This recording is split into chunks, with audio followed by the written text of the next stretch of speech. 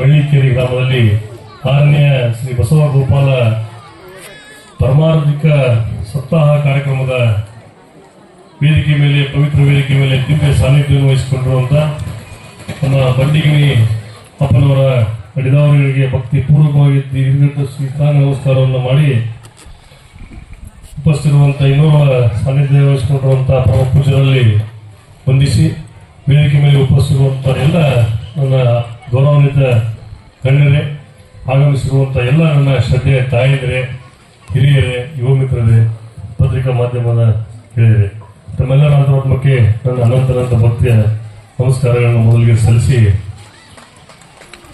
ಇವತ್ತಿನ ಈ ಕಾರ್ಯಕ್ರಮ ಒಂದು ವಿಶೇಷವಾದಂತಹ ಕಾರ್ಯಕ್ರಮ.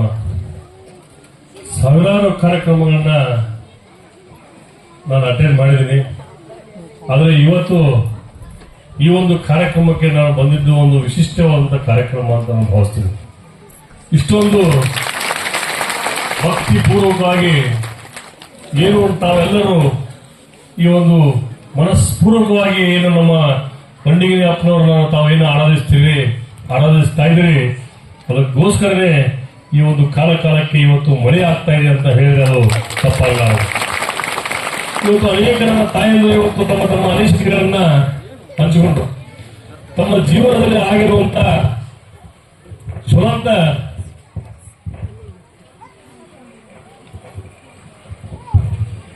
ಜೀವನದಲ್ಲಾಗಿರ್ತಕ್ಕಂಥ ಒಂದು ಸನ್ನಿವೇಶವನ್ನ, ನಿಜವಾದ ಸನ್ನಿವೇಶವನ್ನ ತಾವು ಹಂಚಿಕೊಂಡಿದ್ದು ನಾನು ನೋಡಿ ನನಗೆ ನಿಜಕ್ಕೂ ನಾನು ಭಾವುಕನಾದೆ. ಇವತ್ತು ನಾವು ಈಗ ನಮ್ಮ ಅಪ್ಪನವ್ರ ಬಗ್ಗೆ ಬಹಳಷ್ಟು ಕೇಳ್ಪಟ್ಟಿದ್ದೆ.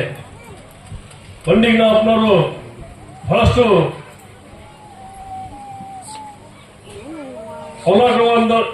ಅವರೊಂದು ದೇವರ ಬಗ್ಗೆ ಅಭಿಪ್ರಾಯ ಇಟ್ಟುಕೊಂಡಂತರು, ಅನೇಕ ಪವಾಡಗಳನ್ನ ಮಾಡಿದಂತವ್ರು ಅಂತ ನಾನು ಕೇಳಿದ್ದೆ.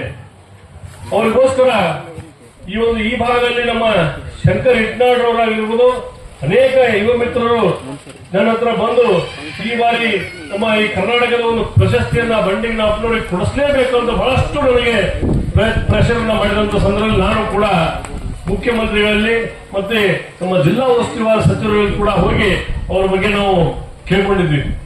ಆದರೆ ಇವತ್ತು ನಾನು ಬಂದು ನೋಡಿದಂತ ಸಂದರ್ಭದಲ್ಲಿ ನಿಜಕ್ಕೂ ನನಗೆ ಬಹಳಷ್ಟು ಆತ್ಮಾವಲೋಕನವಾಗಿದೆ. ಯಾವ ಪರಿಸ್ಥಿತಿ ಬಹಳ ತಪ್ಪಿದ್ದು, ಬಹಳಷ್ಟು ಒಂದು ದುಃಖ ಆಗಿದೆ ಅಂತ ನಾನು ಭಾವಿಸ್ತೇನೆ. ಮುಂದಿನ ವರ್ಷ ಇನ್ನೂ ಹೆಚ್ಚಿನ ಶಕ್ತಿಯನ್ನ ಪಟ್ಟು ಅವರಿಗೆ ಆ ಪ್ರಶಸ್ತಿಯನ್ನ ಕೊಡಿಸೇ ತೀರ್ತೀವಿ ಅನ್ನುವಂತ ಮಾತನ್ನ ಹೇಳ್ತಾ ಇರ್ತೇನೆ.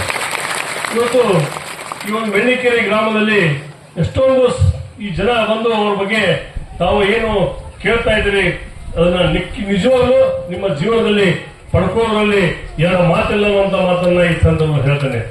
ಅಷ್ಟೊಂದು ಅವರು ಶಕ್ತಿ ಇರುವಂತ ಅಪ್ಪನವರಿಗೆ ನಾನು ಭೇಟಿಯಾಗಿದ್ದು ನಿಜಕ್ಕೂ ಬಹಳಷ್ಟು ಸಂತೋಷವಾಯಿತು. ಇನ್ನೂ ಬಹಳಷ್ಟು ಹೊತ್ತು ನಾನು ಕೂಡ್ತಿದ್ದೆ. ನನಗೆ ಸ್ವಲ್ಪ ಆರಾಮ ಇರೋದ್ರಿಂದ ನಾನು ಬೇರೆ ಕಾರಣದಿಂದ ಹೋಗ್ಬೇಕಾದಂತ ಪರಿಸ್ಥಿತಿ ಇದೆ. ಅದಕ್ಕೆ ನಾನು ಬಂಡಿಗಿನ ಅಜ್ಜರಿಗೆ ಕೂಡ ಈ ಸಂದರ್ಭದಲ್ಲಿ ಕ್ಷಮೆಯನ್ನು ಯಾಚಿಸಿ, ತಮ್ಮಲ್ಲಿ ಕ್ಷಮೆಯನ್ನು ಯಾಚಿಸಿ ನಾನು ಮುಂದಿನ ದಿನಮಾನಗಳಲ್ಲಿ ಆ ಒಂದು ಮಠಕ್ಕೆ ನಾನು ಭೇಟಿ ಕೊಟ್ಟು ನಾನು ಕೂಡ ಅವರ ಪರಮ ಭಕ್ತನಾಗಿ ಮುಂದಿನ ದಿನಮಾನಗಳಲ್ಲಿ ನಡ್ಕೊಂಡಿರುವಂತ ಮಾತನ್ನ ಈ ಸಂದರ್ಭದಲ್ಲಿ ಹೇಳ್ತಾ, ನನಗೆ ಕರೆಸಿ ನನಗೆ ಸತ್ಕಾರವನ್ನು ಮಾಡಿದಂತ ಈ ಮೆಳ್ಳಿಕೇರಿ ಗ್ರಾಮದ ಯಾವತ್ತು ನನ್ನ ಎಲ್ಲ ಹಿರಿಯರಿಗೆ, ಯುವ ಮಿತ್ರರಿಗೆ, ತಾಯಂದರಿಗೆ ವಂದಿಸಿ, ಪರಮ ಪೂಜ್ಯರಲ್ಲಿ ವಂದಿಸಿ ನನ್ನ ಮಾತು ಮುಗಿಸ್ತೇನೆ. ನಮಸ್ಕಾರ.